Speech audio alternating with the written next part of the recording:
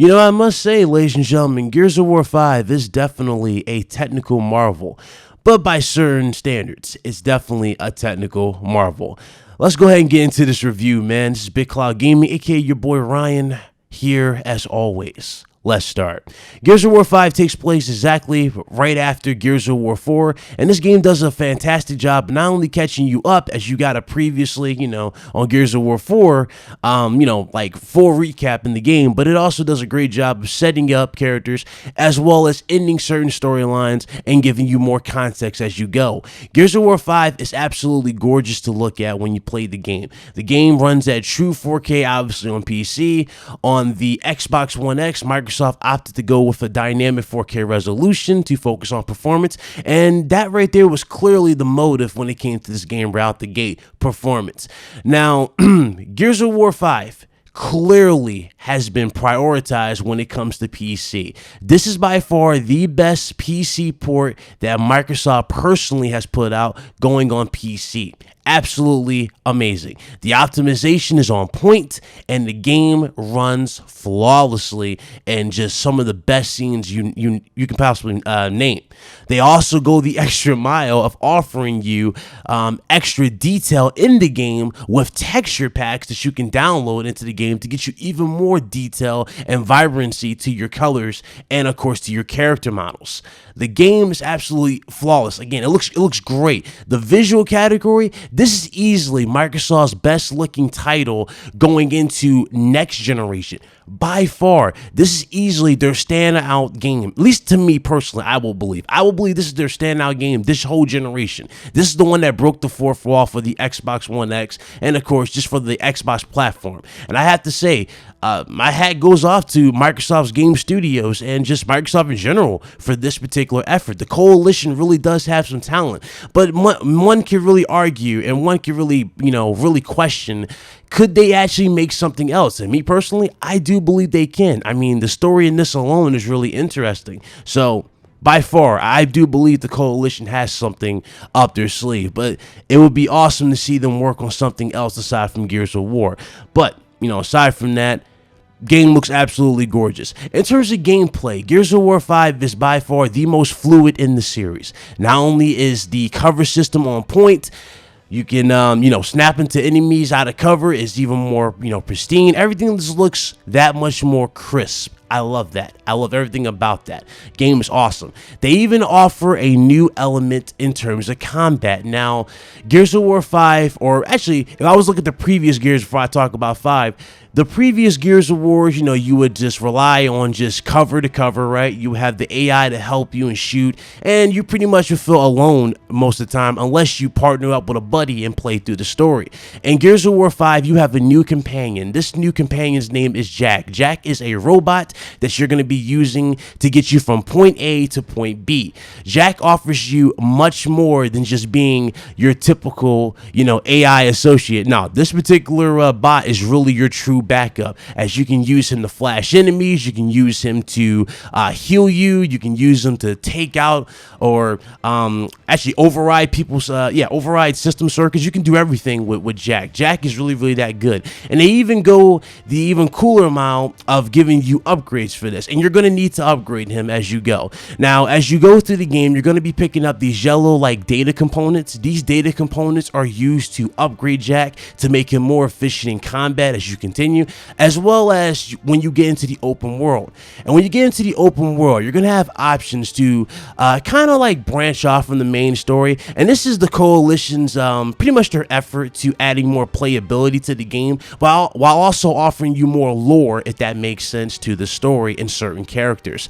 In certain areas, you can explore, obviously pick up more of these data cylinders and get more context and XP as you go through the actual main story. And it gives you more abilities for Jack as you continue. So you get quite a bit of a payoff by doing these side missions, but one can argue you don't necessarily have to do the side missions if you don't want to do that. You don't have to. I was actually pretty damn good as I continued. I didn't really do that many side missions. I only did like 3 or 4 at my entire playthrough because I kind of wanted to just continue with the main story. I didn't really want to go all out about that. But in terms of like, you know, that particular motion when it comes to the open world, they even offer a new element in Gears of War 5, the skiff.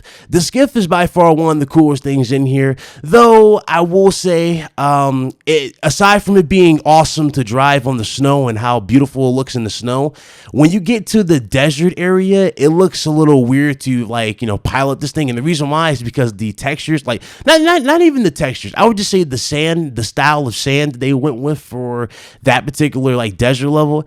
I don't know, just, it looks weird to me. It doesn't really look like something that I don't know, I'm not feeling the sand. Just to keep that real, I'm not really a fan of that. But you know, that's what they're doing. The skiff also acts like a inventory system. You can put, you know, mini guns on it to store them, to use them in different areas as you go from point A to point B before you go to your main missions. You can do all that. And they even give you a checkpoint system before you leave to let you know, whether or not you're ready to leave that particular area before you continue to the main story. Because they basically tell you, you know, points of no return. They tell you this in the main story. So there's that. Let's see, what else is there? Aside from Jack, aside from that, Gears of War 5 also offers some of the better guns. The guns in the game do sound good. There's no problem there. The Lancer's still king. I do love my Lancer. The Lancer's not attacked, or the Lancer is still effective. It's not, affected by any way, so nothing to really complain about there. So I think that covers all the positives. Now let's get into the gripes that I've had with Gears of War 5, and we're going to shut this video down and get into the final verdict, okay? Sound good? So let's get into the negative side of Gears of War 5. Gears of War 5, when in terms of the negatives, well, let's talk about one of the few. Now, as I said earlier, performance was clearly just the motivation when it came to Gears 5, especially on PC. This was the performance. It was really, really their agenda. I don't know if this was a problem with Gears of War the software, the game. I'm not sure if this is a problem with the game, or if this is just a hiccup and maybe they'll have to patch this as they continue. In the actual settings, now they have a minimum frame rate. The minimum frame rate automatically for Gears of War 5 is automatically set at 60. When I set my minimum frame rate past 60 as I turn vertical sync off, for those of you that do not know, for those of you that are unfamiliar with PC, when you turn off vertical sync, it unlocks the frame rate, allow you to play at higher frame rate, and obviously you can adjust the fidelity to play at higher fidelities. If your rig and your setup can handle that particular, type of stress, you can do that. I ran my entire playthrough at 1080p, Ultra at 200 frames per second. That's what I was, 200 plus frames per second. That's what I was running through the entire game.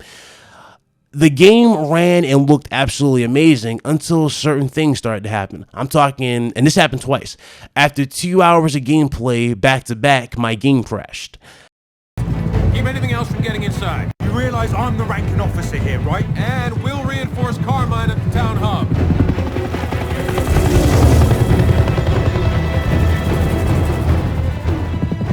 I can't believe we're back here. We did our duty. You need to get over it. Hey! 10 seconds to launch. Dude! There's no time! Come on! Punch it! No! Dave's still out there! Who gives a shit? He's a robot! That's not his fault! 1. I'm not sure, again, what the fuss was about. So after the second time my game crashed, I adjusted it back to 60, and all of a sudden it was smooth sailing. So don't know what the problem with that was. The multiplayer aspect. Now, Gears of War 5, when we first got to play it, obviously the hype was real. Everybody was on it. Now, the thing about Gears of War 5, it feels like an always online game. And I know a lot of people might be a little torn behind that, but hear me out here. When I've played my game, now, when the hype train was obviously there and everybody was on it, the servers for Xbox Live went out. Now, you would think, okay, I'm good with the servers being out as I just played single player. Well, with the servers being out, you cannot even access the single player of Gears of War 5. I'm talking, you cannot connect. I could not connect to the game at all. I was literally stuck at a screen telling me to sign in, and since I couldn't sign in, I couldn't even access my single player portion. And I'm not sure if that's only for PC. I'm not sure if the console was like that, but there was that.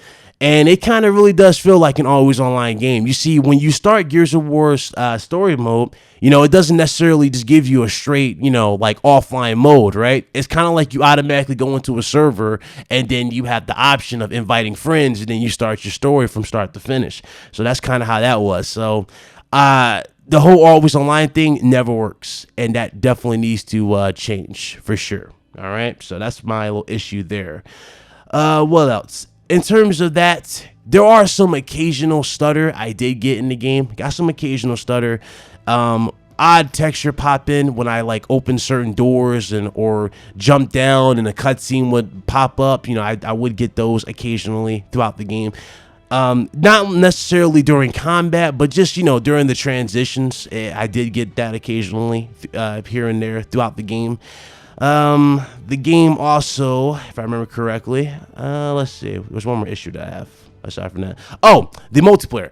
So the multiplayer, Gears of War. Now, one thing I have always admired about the Gears fan base is that it has a very, very strategic, like not really strategic, but he has a very, very simple fan base. You think about it. It has a fan base that's made up of, you know, the single player fans, obviously, and the multiplayer fans.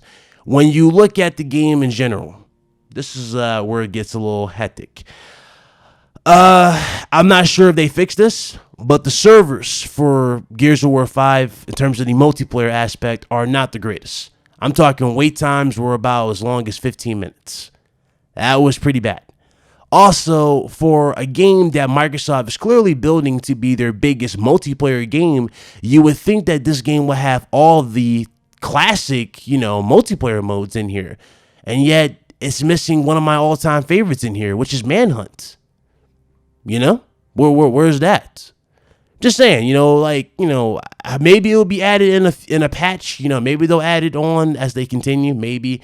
I mean, they are pushing the whole Terminator thing. That was like the big thing you see online. Is everybody, you know, as Terminator and the Sarah Connor DLC. So I mean, if that's your thing, that's your thing. But I'm not gonna lie, it does feel a little odd, especially when they have game modes where you can play pretty much against the AI with the team, which I'm guessing that will act as like a practice mode for people who are not familiar with it. So you can play against the AI with up to 4 people.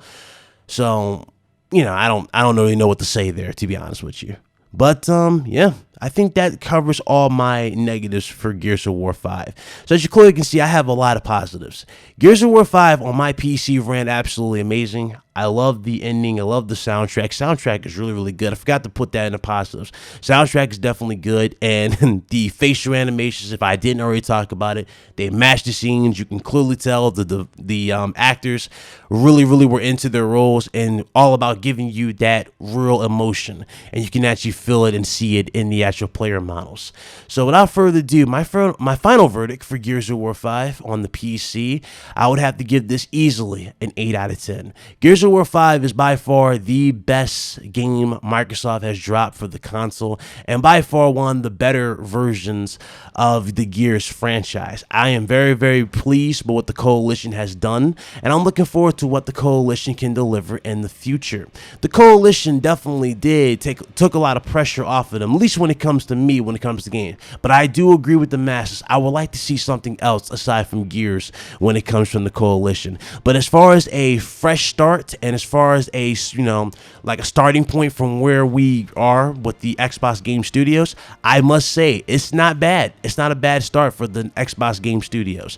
And if Gears of War 5 is making me, you know, praise the game this much, I wonder what Halo's going to do if they're actually putting this amount of effort into their games now. I'm wondering how Halo is going to do, as well as any other future games that they might have on the horizon. But until then, ladies and gentlemen, this is Big Cloud Gaming. I'm going to go ahead and sign on out. Hopefully you guys enjoyed the video, and yeah, I will see you on my next one. Yo, you guys be blessed, y'all be easy, and I'll see you guys next time. All right? Signing out. Later.